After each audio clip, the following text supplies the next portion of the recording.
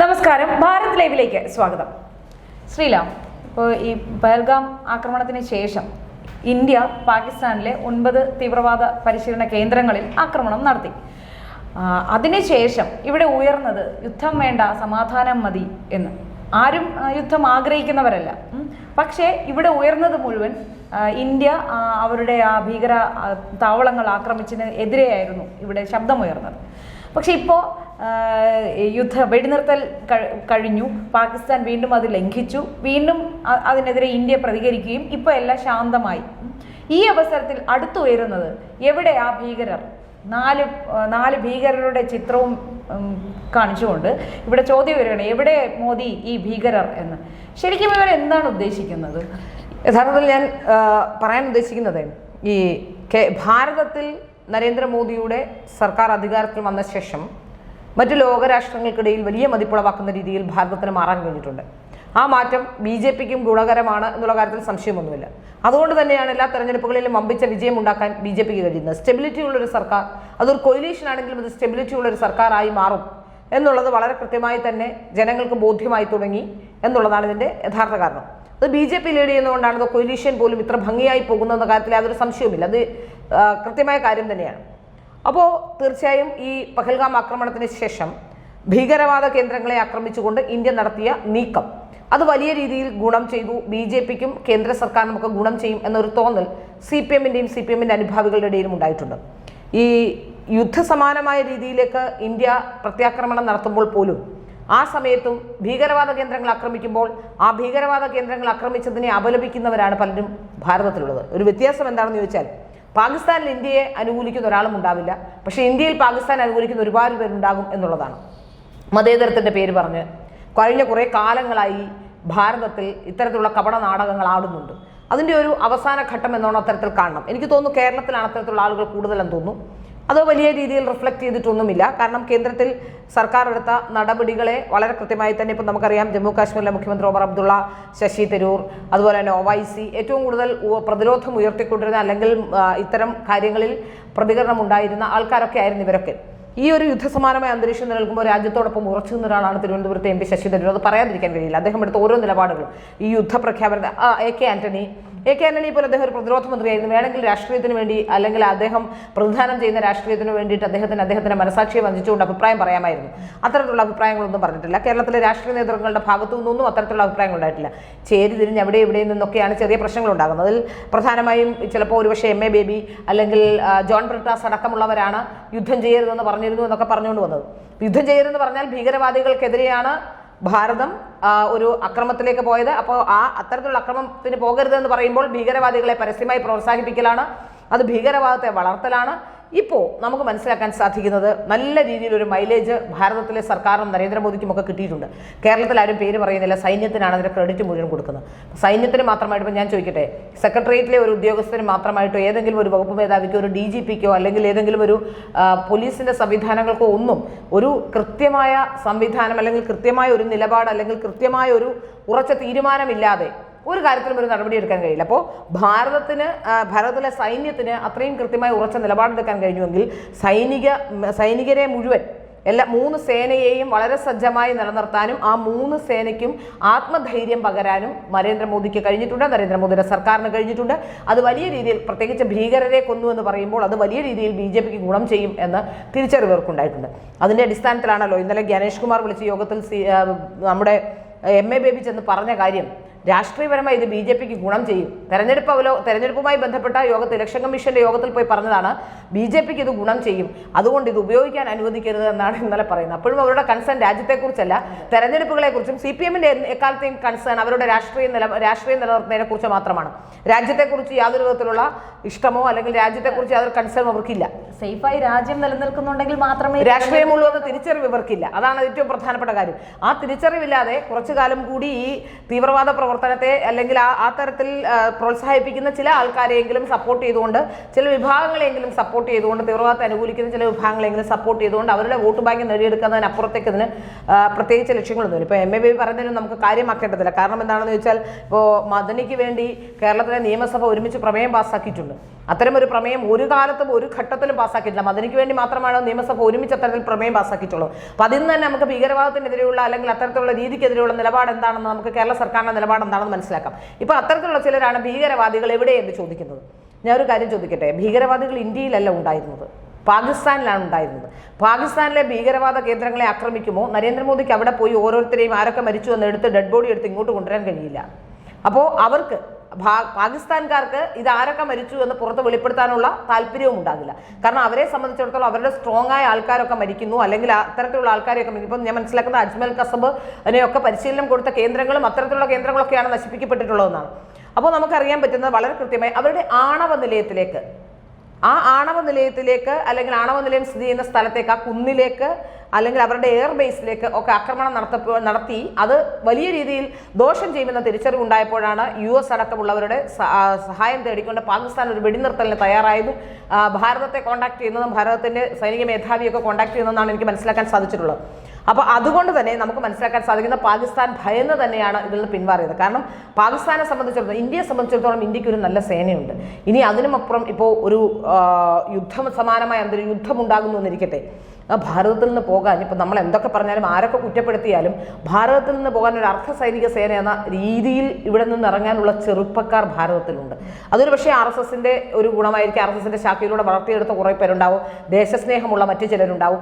അത്തരത്തിലുള്ള ഭാരതത്തിൽ അത്തരമൊരു നിലപാടുണ്ടായാൽ അത്തരത്തിൽ പോകാൻ കഴിയുന്ന ഒരുപാട് ആൾക്കാരുള്ള ഒരു സ്ഥലമാണ് ഭാരതം. പക്ഷേ പാകിസ്ഥാനെ സംബന്ധിച്ച് അത്തരത്തിലുള്ള ഇതില്ല. അവിടെ തന്നെ ബലൂചിസ്ഥാൻ എന്ന വാദം ഉയർത്തിക്കൊണ്ട് ബലൂജികൾ അവിടെ നടത്തുന്ന അവിടുത്തെ ആഭ്യന്തര കലാപങ്ങളെ പറ്റി നമുക്കറിയാവുന്ന കാര്യമാണ്. പിന്നെ എക്കാലത്തും ഭീകരവാദികളെ പ്രോത്സാഹിപ്പിക്കുന്ന നയമാണ് ആ രാജ്യത്തിനുള്ളത്. ആ രാജ്യം ഒരിക്കലും ആ രാജ്യത്തിലെ ജനങ്ങളെക്കുറിച്ച് കൺസേൺഡ് ആവുകയോ ജനങ്ങളെ നല്ല രീതിയിൽ കൊണ്ടുപോവുകയോ രാജ്യം നന്നായി അഭിവൃദ്ധി പ്രാപിക്കണമെന്ന് പറയുകയും ചെയ്യില്ല. രണ്ട് സ്ഥലത്തും ഒരേ ദിവസം നമ്മൾ രണ്ട് രാജ്യക്കാരും സ്വാതന്ത്ര്യദിനം ആഘോഷിക്കുമ്പോൾ, അപ്പോൾ രാജ്യം രണ്ടും രൂപീകൃതമായ സമയം ഒരേ സമയമായപ്പോൾ പോലും ഒരിക്കലും ഇന്ത്യയുടെ 7 അയലത്തെത്താൻ കഴിയാത്ത ഒരു രാഷ്ട്രമാണ്. അതിന് കാരണം യഥാർത്ഥത്തിൽ ഈ തീവ്രവാദ പ്രസ്ഥാനങ്ങളെയും തീവ്രവാദത്തെയും അതിനുവേണ്ടി മാത്രമാണ് പണം ചെലവഴിക്കുന്നത് എന്നുള്ളതാണ്.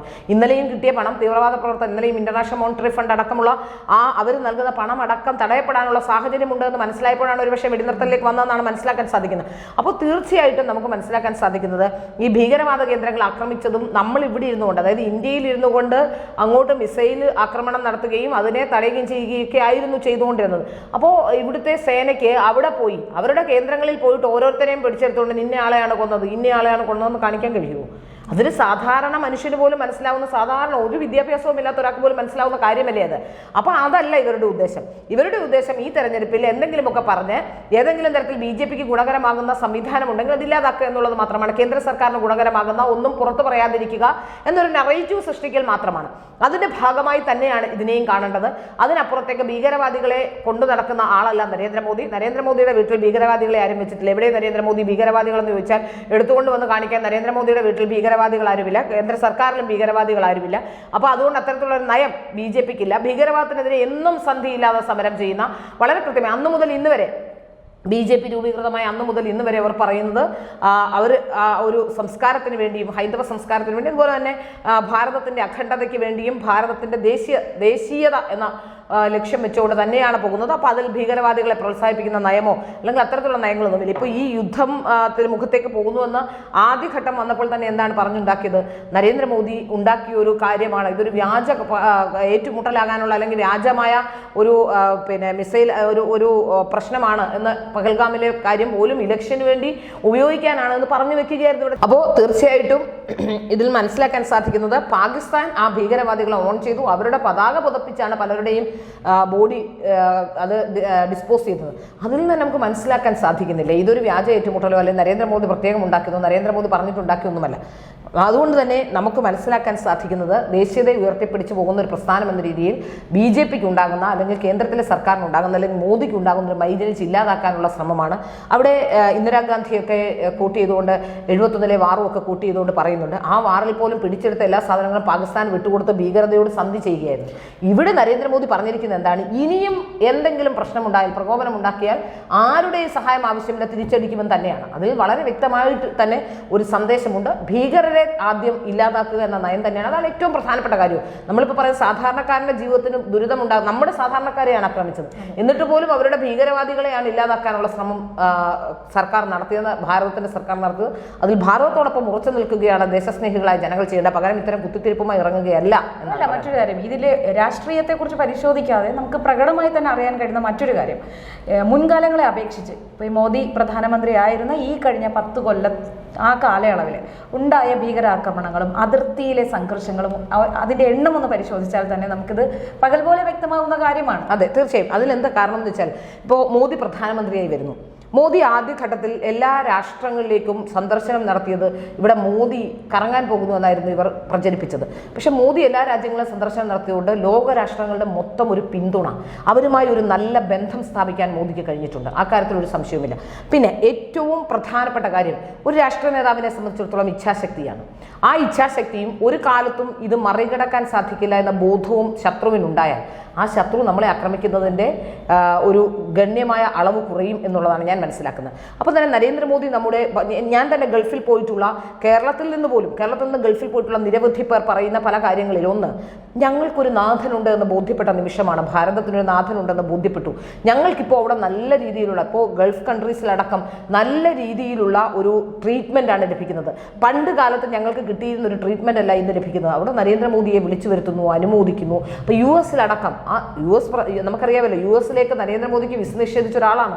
പക്ഷേ ഇന്ന് US അടക്കമുള്ളവർ നരേന്ദ്രമോദിയുടെ വാക്കുകൾക്ക് കാതോർക്കുന്നുണ്ട് എന്ന് പറയുമ്പോൾ തന്നെ നമുക്ക് മനസ്സിലാക്കാൻ പറ്റും. അദ്ദേഹം വളരെ കൃത്യമായി തന്നെ രാജ്യത്തെ നയിച്ചു, രാജ്യത്തോടൊപ്പം നിന്നു, രാജ്യത്തിന് ഗുണകരമുണ്ടാകുന്ന പല തീരുമാനങ്ങളും നൽകി.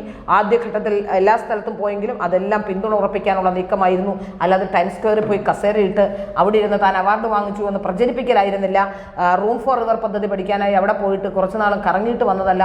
സഹോദരങ്ങളെയും ബന്ധുക്കളെയും കൂട്ടിപ്പോയതല്ല. നരേന്ദ്രമോദിയെ സംബന്ധിച്ചിടത്തോളം അദ്ദേഹം പോകുമ്പോൾ പത്രക്കാരെ പോലും, സാധാരണഗതിയിൽ ഇത്തരത്തിൽ പണ്ടൊക്കെ രാഷ്ട്രീയ നേതാക്കന്മാർ പോകുമ്പോൾ പത്രക്കാർക്ക് അതൊരു ഉത്സവമായിരുന്നു. അതാണ് ആദ്യഘട്ടത്തിൽ നരേന്ദ്രമോദിക്ക് എതിർപ്പുണ്ടാകാനുള്ള കാരണം. പത്രക്കാരെ സംബന്ധിച്ചിടത്തോളം ലോകം മുഴുവൻ പോകാനുള്ള ഒരു അവസരം, ഏതെങ്കിലും ഒരു പ്രധാനമന്ത്രി പോകുമ്പോൾ കള്ളും കുടിച്ച് ആ ഫ്ലൈറ്റിൽ നിന്ന് ഇങ്ങനെ പോകാനുള്ള അവസരങ്ങളുണ്ടായിരുന്നു. ഇന്ന് അവസരങ്ങളൊന്നുമില്ല. അതുകൊണ്ട് തന്നെ മാധ്യമപ്രവർത്തകർക്കടക്കം ആദ്യഘട്ടത്തിൽ മുറുമുറുപ്പൊക്കെ ഉണ്ടായിരുന്നു. പിന്നെ ഇത് ഒന്നുകൊണ്ടും നടക്കില്ല എന്ന് കണ്ടപ്പോഴാണ് പല മാധ്യമപ്രവർത്തകരും കീഴടങ്ങിയത്. പല മാധ്യമപ്രവർത്തകരും ഇപ്പോൾ ദേശീയതയുടെ ഭാഗം ചേർന്ന് നിൽക്കുന്നത്. പ്രധാനപ്പെട്ട, അല്ലെങ്കിൽ വളരെ പ്രഗത്ഭനായ ഒരു പ്രധാനമന്ത്രി ഞങ്ങൾക്കുണ്ട്, ഇനി മറ്റൊരാൾ ഉണ്ടാകില്ല, മറ്റൊരു രാഷ്ട്രീയ പാർട്ടിക്ക് ഈ രാജ്യത്ത് നിലനിൽക്കാൻ കഴിയില്ല, അല്ലെങ്കിൽ ആ രാഷ്ട്രീയ പാർട്ടിക്ക് ഒരു ഇതിന് ബദലാകാൻ ഒരു കപ്പാസിറ്റിയുള്ള രാഷ്ട്രീയ പാർട്ടിയില്ല എന്നതിൻ്റെ അടിസ്ഥാനത്തിലാണ് പല മാധ്യമപ്രവർത്തകരടക്കമുള്ളവർ ഇപ്പോൾ മറുകണ്ഠം ചാടി BJP അനുകൂലിയാണെന്ന്, BJPക്ക് ഗുണകരമാകുന്ന കാര്യങ്ങൾ പറയുകയും അല്ലെങ്കിൽ BJPയെ പ്രോത്സാഹിപ്പിക്കുകയൊക്കെ ചെയ്യുന്ന പലരും, നമ്മൾ പലപ്പോഴും പറയും പലരും പൈസ കൊടുത്തിട്ടാണ് ഈ ചാനലുകളിൽ BJP പറയുന്നത്. യഥാർത്ഥത്തിൽ അതല്ല. എനിക്ക് മനസ്സിലാക്കാൻ സാധിക്കുന്നത്, ഈ ശക്തനായ ഒരു ഭരണാധികാരി ഉള്ളതുകൊണ്ട് അവിടെ ഇനി വേറൊരാൾക്ക് ഇതുപോലൊരു കൊയിലീഷൻ ഇല്ലാതെ ഒരു ഗവൺമെൻറ് ഉണ്ടാക്കാനോ, കൊയിലീഷൻ ആണെങ്കിൽ പോലും ഒരു ഗവൺമെൻറ് നിലനിർത്താനോ കഴിയില്ലെന്നുള്ള ഉത്തമ ബോധ്യം ജനങ്ങളുടെ ഇടയിൽ ഉണ്ടായിട്ടുണ്ട്. അതുകൊണ്ടാണ് BJPക്ക് വലിയ രീതിയിൽ, അല്ലെങ്കിൽ നരേന്ദ്രമോദിക്ക് വലിയ രീതിയിൽ അക്സെപ്റ്റൻസ് കിട്ടുന്നത്. ആ അക്സെപ്റ്റൻസ് ഇല്ലാതാക്കാനോ അല്ലെങ്കിൽ ഇത്തരം നറേറ്റീവ് സൃഷ്ടിക്കാനോ മാത്രമേ ഇത് കഴിയൂ. പക്ഷേ ആ നറേറ്റീവ് ഒന്നും ഫലപ്രദമാകുന്നില്ല. കഴിഞ്ഞ കുറേ ദിവസം ഈ 2-3 മാധ്യമപ്രവർത്തകരൊക്കെ വാലിപ്പൊക്കി വന്നിരുന്നു. അപ്പോൾ അതൊക്കെ മനസ്സിലാക്കാൻ പറ്റും. അതിൽ ഏറ്റവും പ്രധാനപ്പെട്ട, മോദി സർക്കാരിനെ ഏറ്റവും കൂടുതൽ വിമർശിച്ചിരുന്ന BJPയുടെ ബംഗാരു ലക്ഷ്മണനെ ഇല്ലാതാക്കിയ മാത്യു സാമുവൽ എന്ന മാധ്യമപ്രവർത്തകൻ്റെ ചാനൽ തന്നെ അടിച്ചു പോകുന്ന സ്ഥിതിയെത്തി.